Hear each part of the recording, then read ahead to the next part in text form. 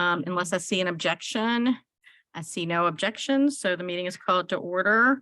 Councilman Lautenbacher, can you please lead us in the invocation and the pledge? At this meeting, help us to make decisions which keep us faithful to our mission and reflect our values.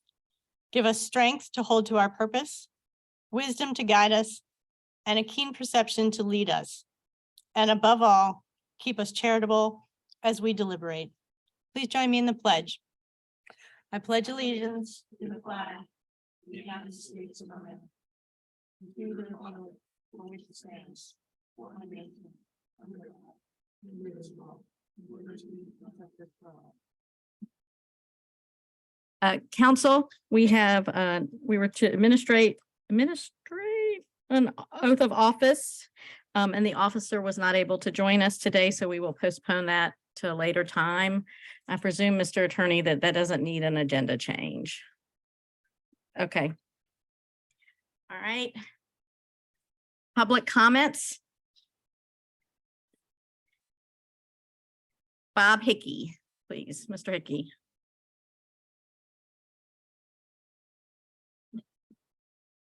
You'll have 3 minutes, sir.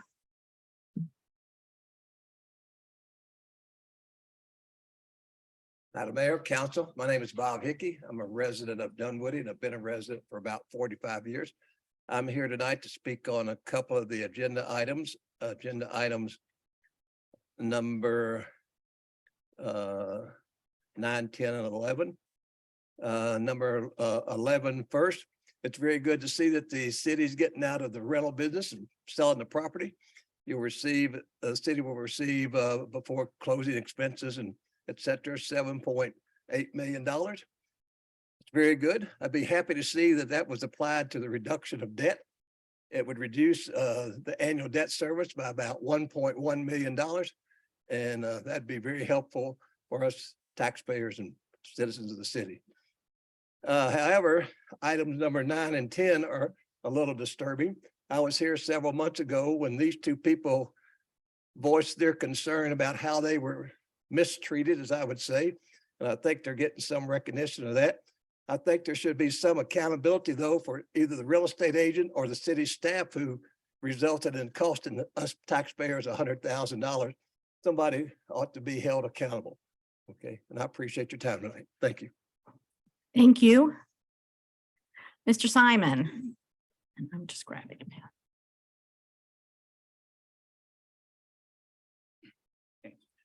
Madam Mayor and Council, Tom Simon, Stevens Walk.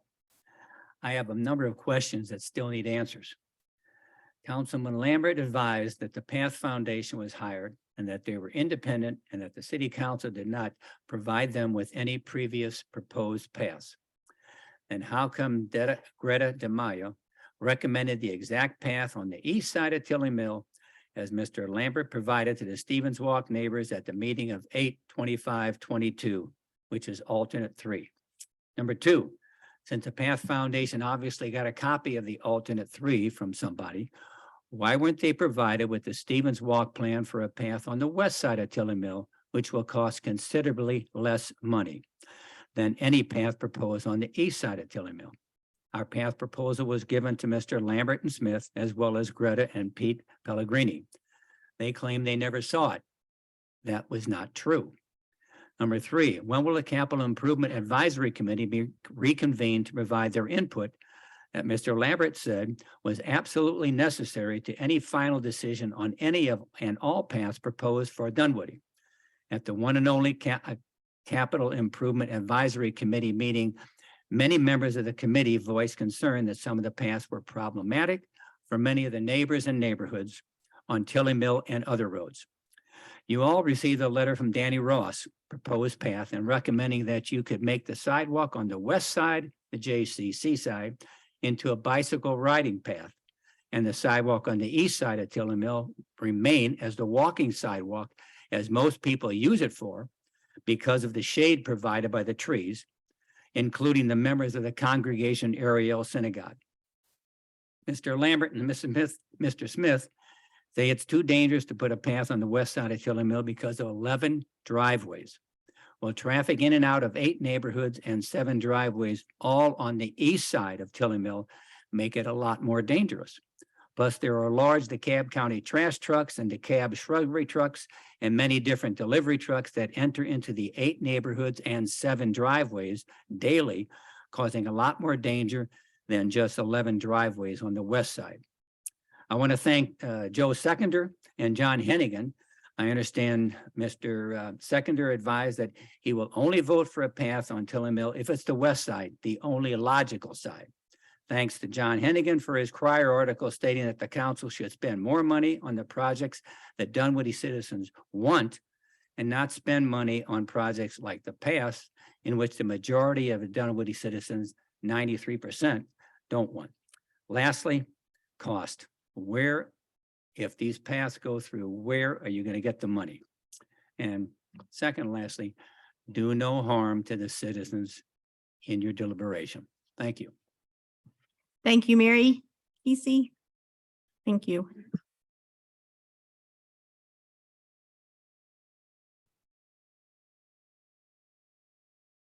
Mayor and City Council, I'm Mary Cassie, and I live at West Mounted Ashwood Apartments.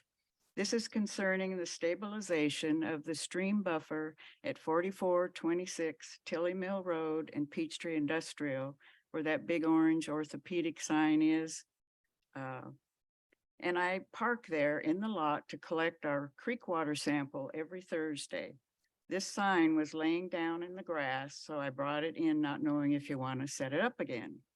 I also wanted to know how the work is progressing as the orange cones are still in the parking lot.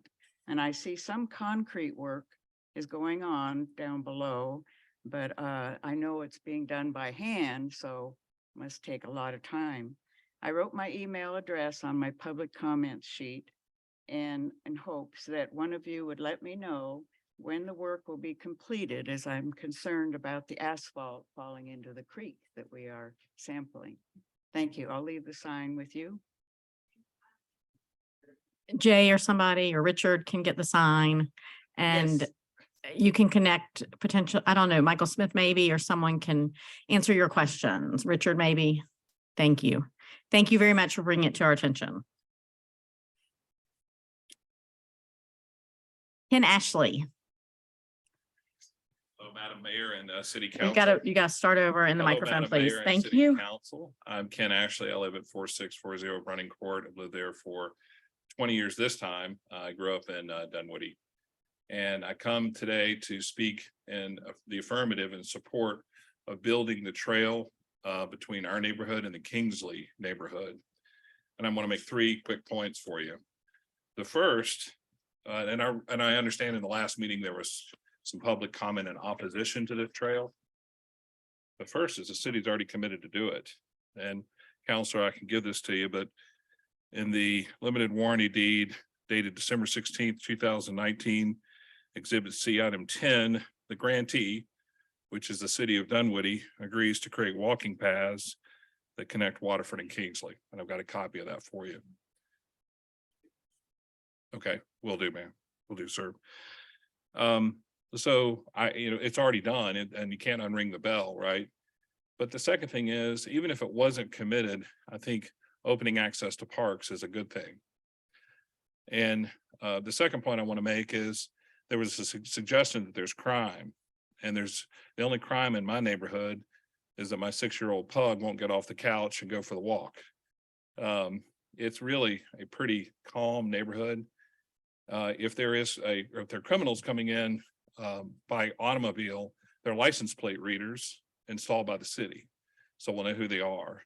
If they're walking in on foot, we're all paying attention very carefully, and Facebook solves a lot of problems. For example, Karen and I were about to go to dinner the other night, and a dog wandered up. It didn't have a collar, but it had a leash on it. It took us about 6 minutes on Facebook to find the owner. So if there are bad people wandering around, we're going to figure it out. But I think the real way to solve crime is not by putting up barriers, but law enforcement. So, and let's just have the cops do their job, right? The third thing is I walked the site with Amanda Hensley on Friday night. There was some suggestion there's drug paraphernalia. or that there's somehow tents or homeless people. There's just a beautiful forest. But you know what we did discover is there's already a trail. The same trail going the same area that has been proposed and agreed to by the city. The only thing is it crosses 3 creeks. So if you're young and spry and have boots on, you can get across them, but regular citizens cannot. We're a city that's underparked. Let's give citizens access to the park. I think that's something we can all get behind. Thank you. Thank you. And I'll give you- Patrick Hatfield.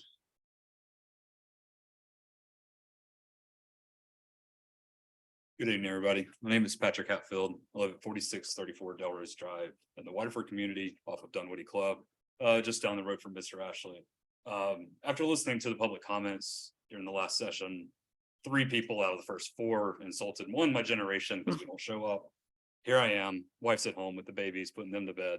I'm here talking to you, voicing my full support for the path. Mr. Ashley was much more well-versed than I am. Waterford's not a crime-ridden community. Where it got that reputation and where our residents and Brook Farm got that impression, I've yet to be seen. I've lived here for 6 years, 0 issues. Security system, 0 issues. We have a stray dog every now and then. And like Mr. Ashley said, this resolved 5 minutes on our Facebook group. Sure, there are a handful of teenagers that live in the neighborhood, the 2 or 3 of which live behind me. I know them on a first name basis. They're great kids. And if there is any crime issues, it's a shame it came out at a town hall meeting rather than going direct to the parents, which is really where it should go. I hope that does not sway any decision to move forward with a trail meeting. We moved here. We love Dunwoody. But unfortunately, I do go to Roswell. I go to Johns Creek. I go to Alpharetta all the time to use their trail system to get out into nature. I would love to have that opportunity in Dunwoody to visit everything we have to offer in a safe environment. As much as I love going to visit, I hate walking on Dunwoody Club. There are speeders on that road constantly coming down the hill from Brook Farm. There are people misobeying the traffic signal at Brook Farm. I just want a safe place to get out, enjoy nature, enjoy Dunwoody, and be with my family. Thank you. Thank you. That is all the public comment cards I have for this session.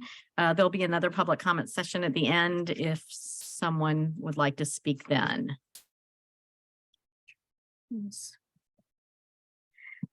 Richard. Or next. I want to take this opportunity to introduce our new Safe Streets person, Jonathan DeJoya. He is a traffic engineer, and he has worked with Michael Smith on the Chamblee Dunwoody phase. So welcome him. We're almost done getting the contract ironed out, but I just wanted to introduce him to you all. So say a few words. Thank you so much for having me. Very excited to be here. Like Richard said, I'm Jonathan DeJoya. I'm excited to be coming on as the Safe Streets Program Manager in Dunwoody. I worked for AECOM and will be staffing this position on a part-time basis.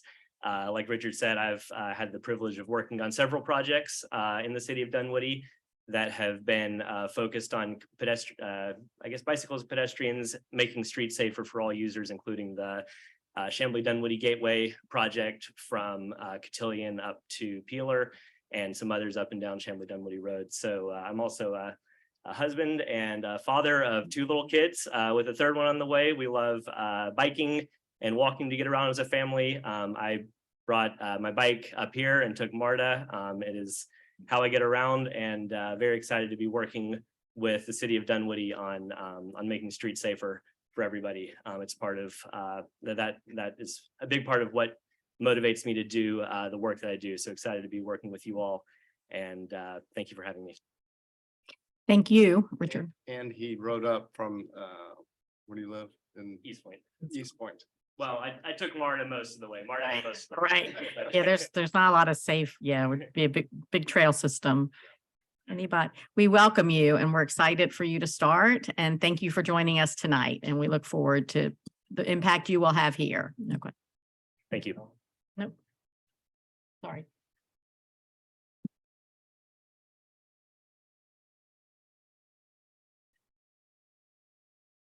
Anybody have any questions or comments or concerns on the consent agenda? Move to approve. Second. By Tom, second by Rob. Any further questions or discussion? Go ahead. Just on the storm repairs, that's fully allocated. I see, right? We just confirming that that's budgeted. It was allocated funds. I saw Carl walk It's in. all there, right? Just thumbs up. Yeah, okay. Thank you. That was a yes answer. Anybody have any other questions or comments? Seeing none, I call the question. All in favor, say aye. Aye. Any opposed? Hearing none, the motion passes unanimously.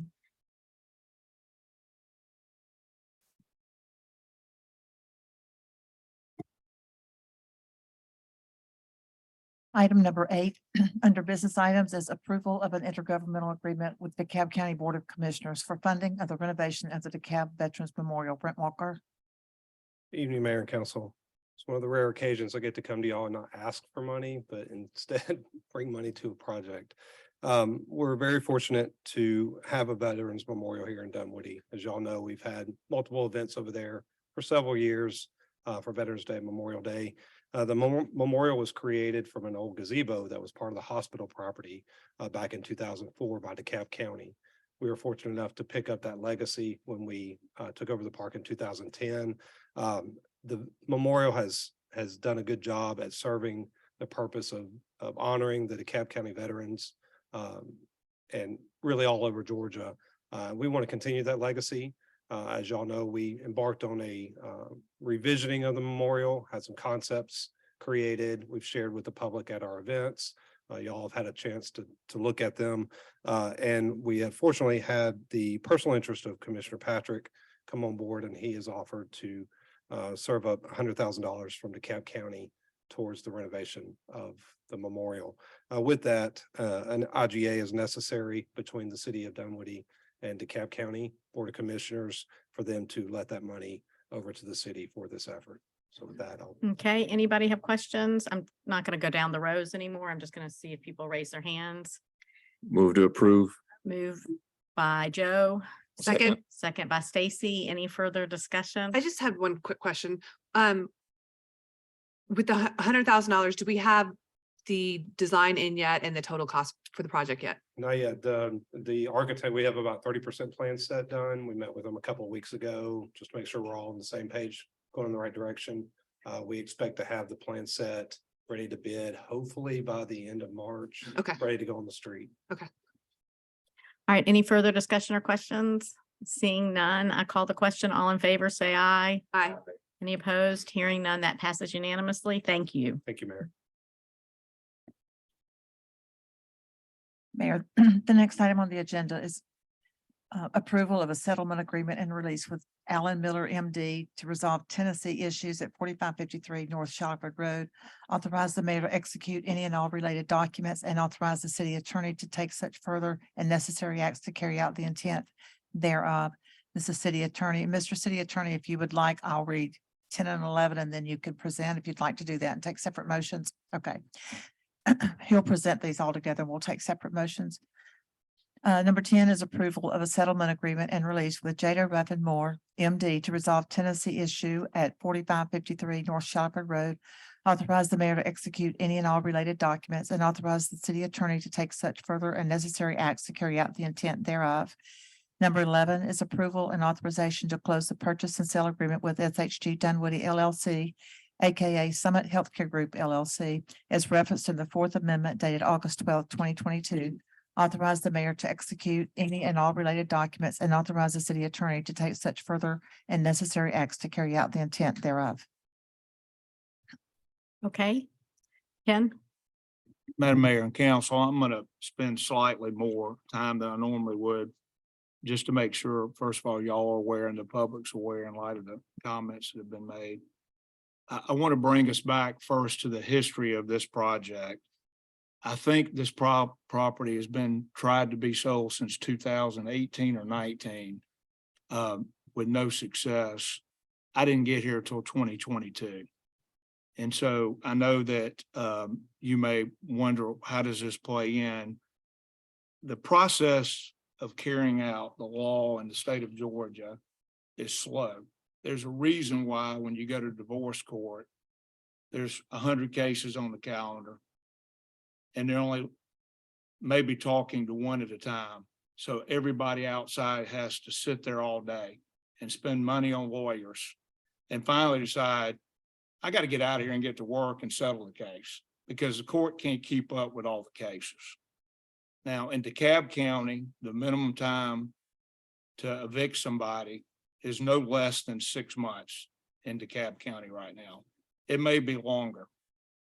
We were told whenever we negotiated the Fourth Amendment last fall, with the holidays, Thanksgiving and Christmas, count on not evicting anybody till past June of 2023. That's assuming nobody exercises their right to demand a jury trial, and then God knows whenever your case might be heard. So this is not about a acquiescence or surrender on facts. This is a business judgment of, do we resolve these tenancies that we inherited to get a deal that will bring y'all 7.7 million and some change? Or do we fight and win the battle and lose the war? I was in the Marine Corps. You got to think about, what is the war? The objective y'all assigned to me was get this property closed. And so 9 and 10 are merely buying the city's peace, so that, because we don't have time to wait to argue anything. Every single statement I've said publicly in prior meetings about any comments that were made about this transaction, I stand by them. Period. I've not learned any new facts to suggest there's anything otherwise. These two settlements are merely buying our peace so we can get the thing closed on March 8th. As to Dr. Miller's agreed to be out on March 7th. We have provided him a trash can out there. And the settlement is within the spend authority of the city manager, $50,000 to buy our peace. It's not because there's not an eviction pending. There is an eviction pending. The problem is we can't tell you when it's going to be heard. They had a flood at the courthouse the other day, and we're hearing trials aren't going to take place in DeKalb County to 2024. So we can wait and prove a point and try to win the battle, but you're going to lose the Summit deal because of the economy, their commitments. They've already started backtracking. They want to get this closed. We want to help them and help the city. So that's merely, that deal was struck as to 9. As to 10, it's the same deal, $50,000. She's going to be out by March 4th. And the reason for that deal, she's talking to the other tenant. And if she hears he's offered one thing and you're offering her something different, she's going to bog us down. So we offered her the same deal and she took it. She'll be out March 4th. As to 11, you've really technically already approved the closing by the Fourth Amendment, doing that publicly. We just wanted to get it on a record to be transparent. All three are related. I can sit here and tell you, I've not learned anything in the cases at all that suggests there's any fact that's any different. As far as the public's concerned, the city is not a landlord, but when it bought the property, it became a landlord because there was a long lease on the property. Dr. Silvers, or his entity, controlled the building a long period of time, and that lease was still pending. He had tenants. These are his tenants. These aren't our tenants. When his lease expired, these people held over, and we've gone through the lawful process of bringing those tenancies to a resolution. And this expedites so that we can get the thing closed. So that's merely what the issue is on 9, 10, and 11. And I'll be glad to answer any of your questions. I'd ask you to approve them. The closing is set for March 8th. The documents are all ready to be locked and loaded. The escrow agreement is in place for the closing. Summit I think they go by SHG, Dunwoody or something like that, but Summit is prepared. They have tenants already lined up through leases. And so the economy and interest rates and all those become a factor at some point to get the deal moving. And therefore we're moving the deal. So that's why these are being brought to you. Thank you. Does anyone have questions? We can take these as a group. Okay. I just want to clarify and kind of lay it out to the public as well. so we've been under contract with this, with Summit Healthcare for the better part of 2 years. Is that? Three. Well, and, almost and, three. and let me just clarify one thing so the public knows, so they don't get confused. We found when we took over, there was a technical problem in the advertising. We relet it. And they were the sole bidder again at a higher number than you had them under contract before. So the current purchase is actually higher than the purchase agreement that you've been under contract with them. But these negotiations have been going on for Years. 2 to 3 years. These two squatters, when was their lease up? Well, here's what I want to do. I want to be careful in being transparent and not condescending or slandering anybody about the relationship. But the land lease ended October 31st. End of November. Well, I think it was October 31st. I think it was October 31st. The city then became the landlord November of whoever 1st. was holding over on November 1st. And so they've basically refused to move. And so that has held up our $1 million sale of this property. So this will allow us to Close. close. Yes, ma'am. Great. Thank you. All right, anybody else? Okay, I need some motions because these are 3 separate action items. So starting with number 9, the settlement agreement with Dr. Miller. Move to approve.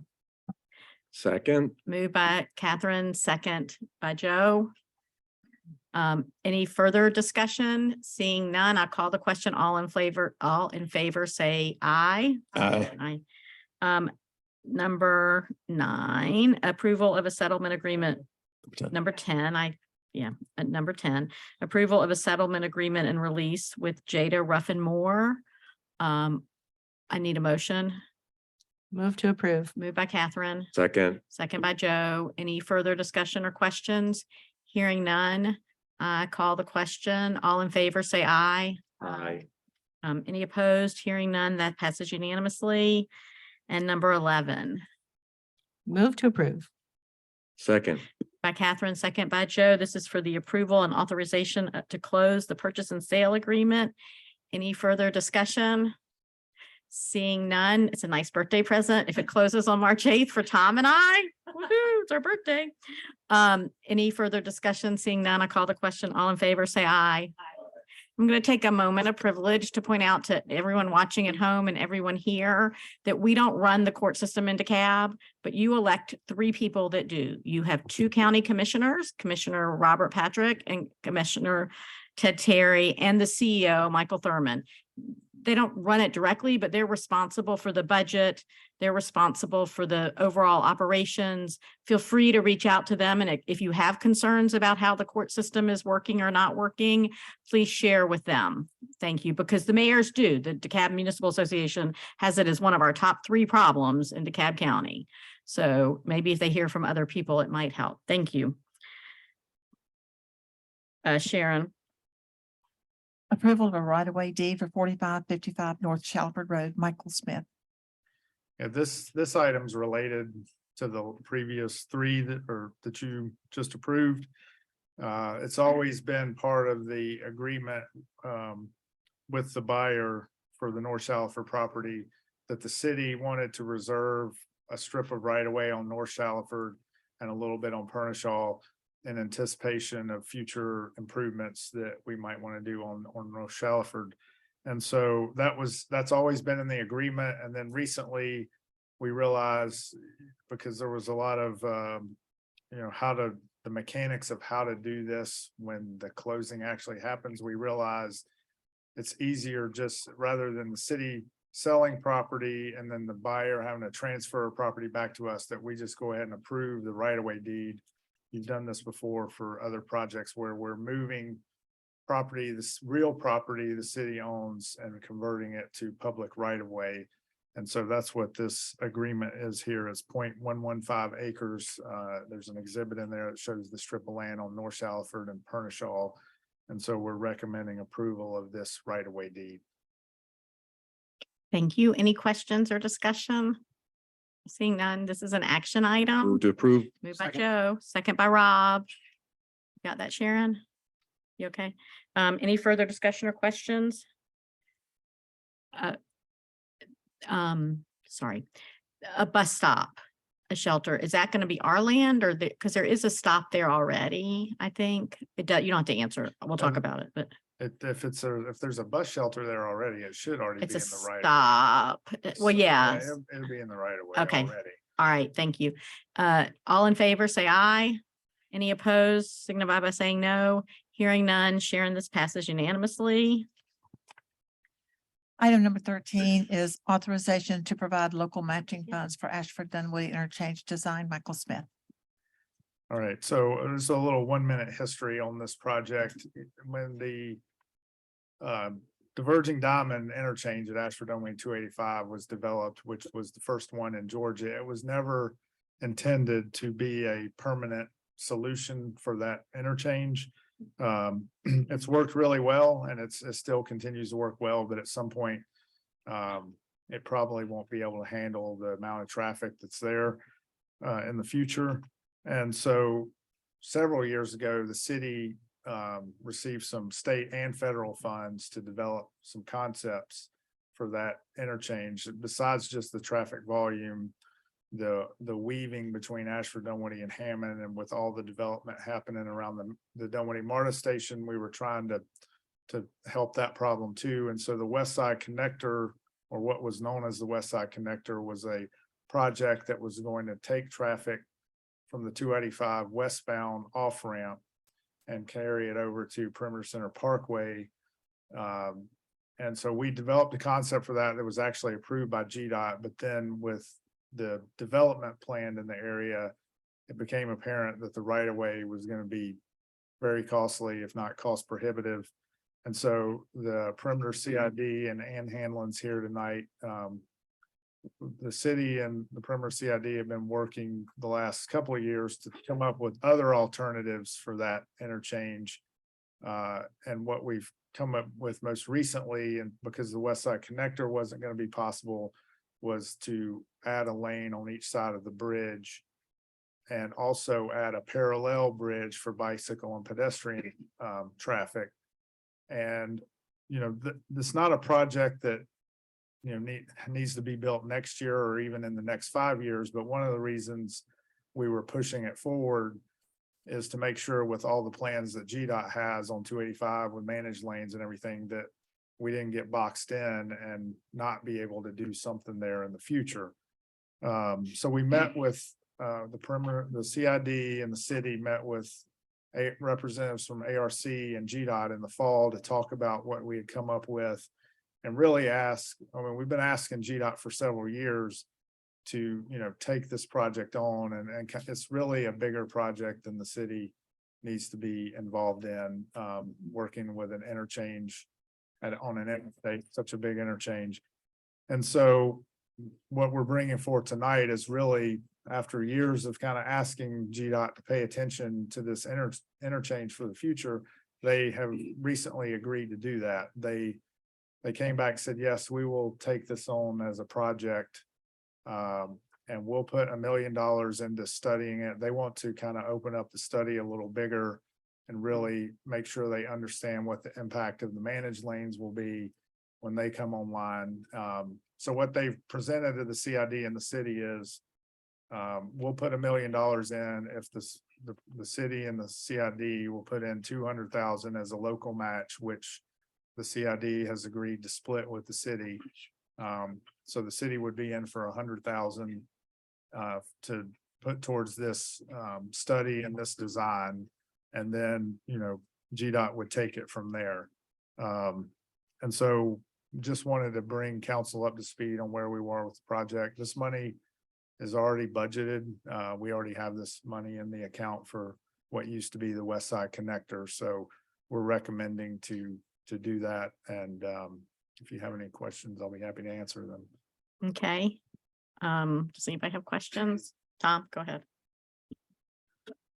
Thank you, Michael. So the first question, so I know we all think of 285 as kind of the border between our city and Brookhaven, but actually going across Ashford Dunwoody, like Dunwoody's border is actually south of 285 and actually encompasses pretty much all of the access to 285, the on ramps and the off ramps.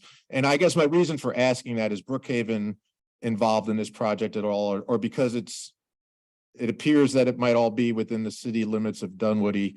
They're not.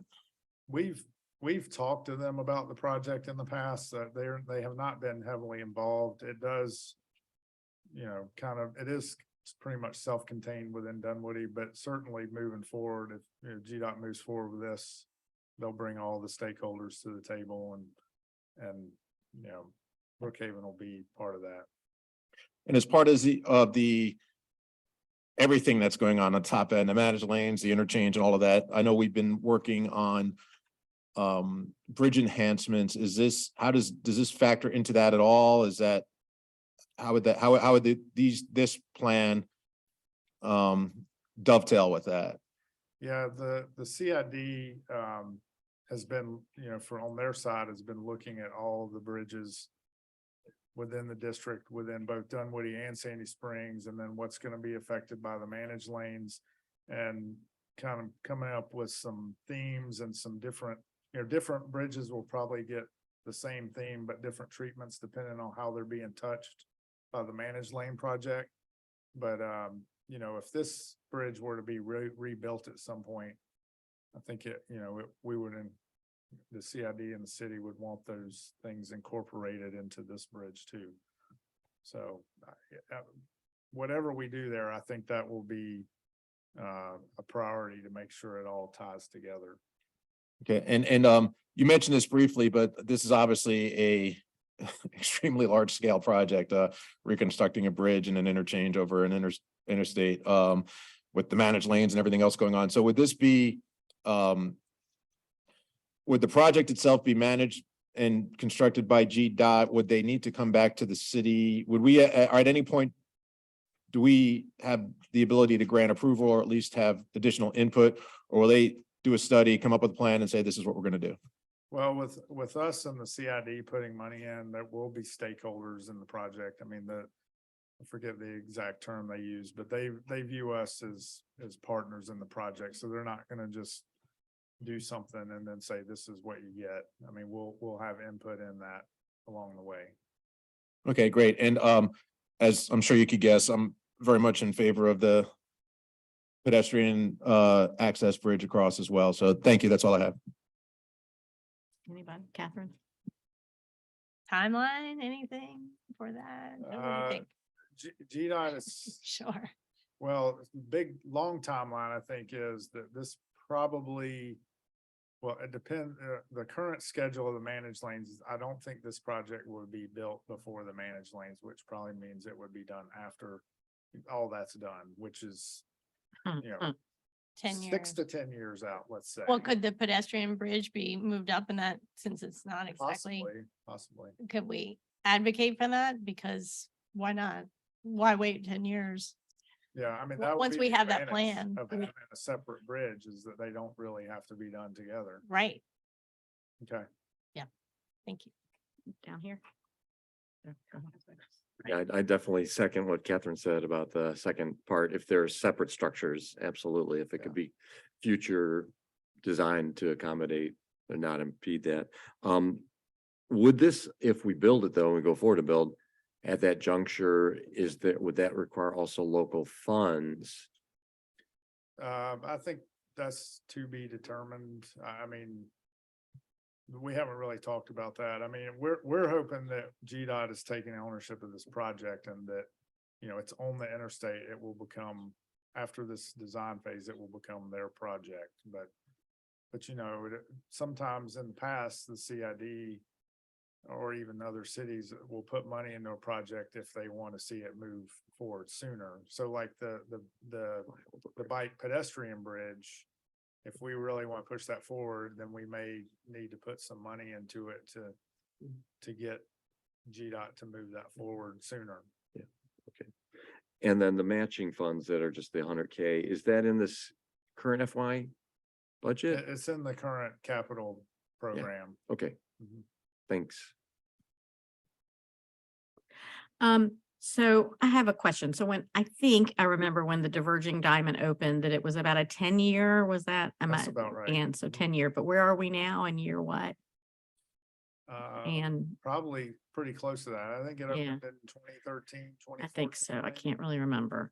And then, I'm with everybody else about the pedestrian bridge because there's a hotel over there that's kind of orphaned and also office buildings. It'd be really nice to connect it, like from an economic development standpoint too. And I think for every orange cone GDOT has in Dunwoody city's limits, like we should come up with a cost factor per day, per cone, and then they can pay us in building this bridge. Yeah, well, the potholes on 285 are gonna be filled when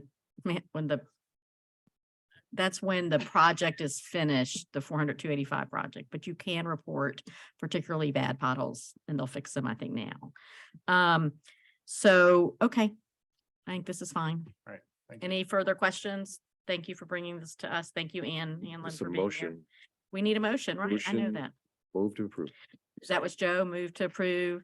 Second, Rob. Any further discussion? Hearing none. I call the question. All in favor, say aye. Thank you very much. Thank you, Michael and Ann. Next,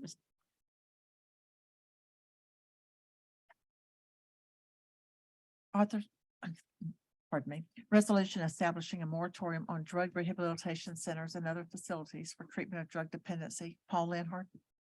Good evening, Mayor. Good evening, Council. We found a gap in our code. The code includes references to drug rehabilitation centers and other facilities for treatment of drug dependency.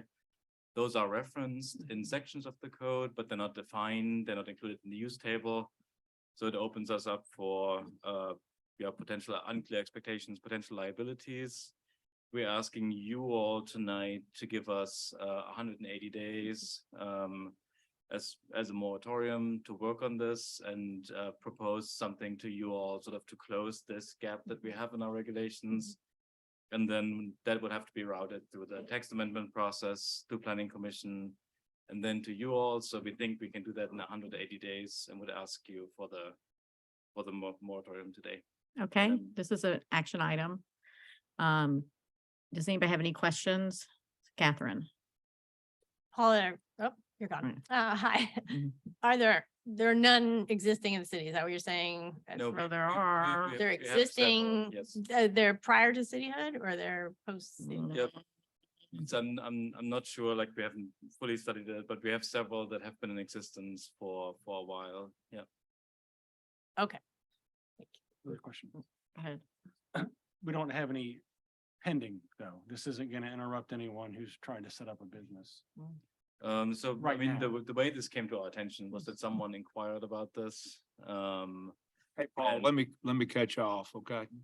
Yeah. For legal reasons, I'd like not to get in there. What I will say is this.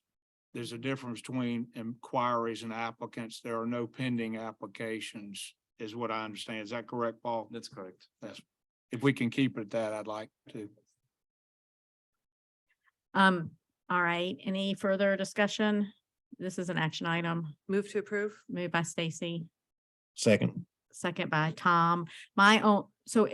What is your goal here at 180 days, right? It was 180 days that you're gonna start the process, or you think you'll be in the text revision process before the moratorium ends? So ideally, we'll have it done before the moratorium Okay. ends, and then we'll propose to y'all to end the moratorium at the time we have regulations in place. Okay, so it will go to the planning commission Correct. correctly and then to us. So about the time we get it will be simultaneous or you will extend the moratorium. Correct. Yeah. All right, thank you. Any further questions? Seeing none, I call the question. All in favor, say aye. Any opposed? Hearing none, that passes unanimously. Thank you, Paul. I think I can read these because they're discussion. Mr. Plato, budget amendment. Yes.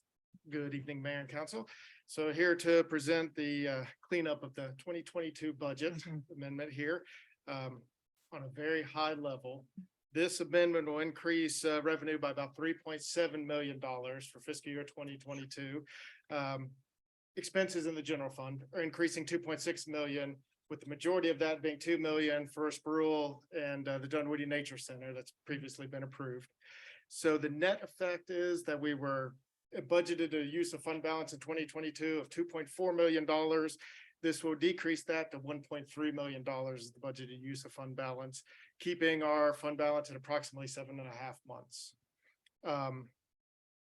One other thing is, as we continue to evaluate 2022 and where we stand, we will at a subsequent council meeting come back and adjust revenue for 2023 based on how 2022 ends. And with the goal being to decrease the use of fund balance in 2023 as well with the increased revenue. So all the amendments are in the resolution, and I'll be happy to answer any questions. Catherine. Thank you.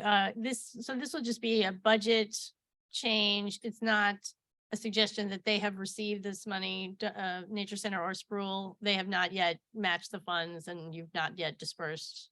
That is correct. To Yes, them. what you said. This is the budget amendment to set aside the money. So when the time comes, it'll be there for their use. Okay, so no indication that that's imminent. Correct. Okay, thank you. Nobody? Stacy. I just want to make sure that I was reading this correctly, that our hotel motel tax ended up with 1.8 million to the better. Hold on just a second. Okay. Just a second. So I would, the city's hotel motel. Right. let me our get there. revenue. Yes, it did go, it was that much over budget. Yes, that is correct. That is phenomenal. That means that, Yes, that means our people, we're getting heads in beds again. Okay. yes. I just wanted to make sure that, that's great news. Joe, do you have anything? And couple of wrapping around this. So we're saying if we go back and look at our FY21, FY22, that neither of those years we had to go and use our reserves. Is that a correct statement? For 2021, that is correct. We are in the process of closing Okay. 2022. We are hoping, but I don't want to stand here and say Okay. definitively. 2021, that's closed. Those books are Yes, done and correct. that's good. And 2022 is looking even Yes. better because we're so conservative in budgeting and so on. And then just the semantics of when we say, okay, we're going to have a 7.5 month fund balance and we may want to allocate that's elsewhere. Right. And it's really how we say that. And if we're going to say, oh, we're going to add it to the FY24 budget, or we're going to do that mid-year, what would you recommend? What would that process look like? A separate set aside, a separate action with that funding? So what we'd meet is internally with Sure. staff and city management, and we would propose options Okay, as to how that potentially could be handled. sure. So, It's the perception of that our revenues and our expenditures are netting out rather than, oh, we're spending more than we're taking in, right? So I'd like to caution that possibility of that. Maybe we have it as a separate conversation, as a separate action, as a separate accounting activity, so that we show that our FY is balanced. So but anyway, thank you for this information. Thank you. And we look forward to the next report, which I think will be in April. Is that about right? Sometime in April? You expect to see us yes, again? yes. All right, but you're going to have this resolution on the agenda next meeting? Is that how this works? Because it says resolution, so, Yes, so, so there's so a resolution it- that needs to be approved. does anyone object to consent? Okay, consent for this, please. Thank you. Thank you very much, Richard. Richard, the other Richard McLeod. Cycling events. Good evening. This item, it does not need your approval. It was a formality to demonstrate to the county that we are doing the recycling efforts on our own dollars. But I just wanted to go over that with you. The city of Dunwoody put out two RFPs in January of 2023. The RFP was for household hazardous waste and e-recycling. We left it open for 3 years, meaning we wanted to kind of hold the cost down so they could bid for 3 years. This year, we're only doing one of each, but we left the option in there to do more if you all came into some money or whatever. So the city has for the e-recycling, we only had one response that was for e-waste, e-planet. We awarded them the bid. They did it the last 2 years. And the other one was, we had 3 responses. Clean Earth was the winner. They came down in cost, and they are our recommendation. So, we are working with them to get the contracts ironed out. April 29th, I believe, is our first event. So put it on your calendar. Thank you. How much? Oh, never mind. It's here. Okay. Anybody have questions? Thank you. And this is, we don't see this again, right? Thank you. Okay. Thank you, Richard. Anybody, no questions? Okay, great. Public comments. Public comments. 3 minutes per speaker. I don't have any additional cards. Thank you all for coming. Council comments. Anybody? Stacy? I don't know how to say this. I just want to thank you to the speakers tonight. And, you know, we read emails, we listen to public comments, and every so often something is said or written that really sticks in your head. And I want to thank Mr. Ashley for saying something tonight that's really stuck in my head. Opening access to parks is a good thing. Thank you for saying that. I'll come back to him because I skipped him. Go ahead, Jim. No, you can finish and then we'll come back to council. We'll come back to I just want to really thank the mayor and council for the budget change this year for the safe streets, not only just the staff, but for the implementation. So we're looking at really trying to do some quick, what we call quick build, things we can work around the edges to do traffic calming when kids are walking to school in the mornings and so on. People are, look at the interchange at Winter Chapel and Dunwoody Club Drive, where people have to come up and make more of an official right turn now. They have to look and they see things, and those are tweaks. I mean, that's in a big project, but there's a lot of different things there because we know it's distracted driving. Fatalities are way on the increase in the US versus other developed countries. Trucks are getting higher and wider where they can't even see if an 8-year-old child is walking in front of them. So I really I'm very proud. I'm very honored to see our city being out here leading this initiative. And I will challenge any of the other peers in the state of Georgia to say, hey, check this out. We're moving forward on this initiative. So thank you all for helping get us here. Thank you. Go ahead.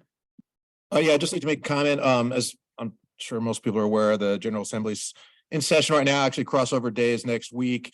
And one of our responsibilities here is not only to take care of what's happening in the city, but what could happen in the Gold Dome that can affect our ability to what happens here in the city. There's a particular bill that dropped last week that has me concerned, HB 517. It's billed as an affordable housing act, but the truth is there's absolutely nothing in the bill that addresses the cost of building and makes housing more affordable to residents. What it does do is usurp local municipalities' authority to control and regulate zoning in a lot of very concerning areas. This could take away this could basically open up a Wild West scenario for builders and not allow cities the ability to regulate that through zoning. It's a very concerning bill. It's going in the Government Affairs Committee. But if anyone else is concerned about this, I'll let you know that the Georgia Municipal Association is fighting this in full force, that we'll be working with our local legislators to win their support in trying to defeat this bill. But if anyone else has concerns, that feel free to reach out to me or do your own homework on that. Reach out to our elected officials and those that serve on the committees that will hear this bill. But I just wanted to raise that attention that we do pay attention to what's happening, and that's part of our service to the city, is making sure that our authority to control zoning isn't taken away from us. Absolutely. Anybody else? So I serve on the Legislative Policy Committee for the Georgia Municipal Association, and they're down at the Capitol. Sometimes we're down at the Capitol. This is not the only painful bill that they're pushing, but this is the most, it's a big slippery slope. So to be clear, Dunwoody regulates almost nothing in this bill. Except this year they added a few things that we do, lot size and frontage. Frontage is the big one. And, but it's just the beginning. If they successfully pass this, then it opens the door for more. And it doesn't solve the problem. And so the Georgia Municipal Association and our sibling organization, the county version, county commission version, have worked together on a plan that they were presenting to the governor today, which is a carrot approach. If a developer does this and in a city that is, or county that is looking for this, then they get extra paving money or they get extra money for sewers. So one of the big problems in Georgia, just for people's education, is where we are attracting these factories or these mega site like Hyundai and what's the truck one, Rivian, there's no sewer. And so houses have to be on septic, and you can't build apartment complexes on septic. They have to be on sewer. Well, a sewer plant will cost one community $30 million to build. So what if they start building it, they borrow the money and then Hyundai changes its mind and doesn't come. And so it's a lot of chicken and egg stuff, but really and truly the builders want to argue that cities are the problem. It's much more complex than that. So anyway, stay tuned. We'll see. Thank you, Eric. Yes, thank you, Mayor. Great meeting tonight, very efficient. That we do not need an executive session, so we're clear to go. Thank you. I need a motion to adjourn. Move to adjourn. Moved by Tom. Need a Second. second by Catherine. All in favor, say aye. Wow.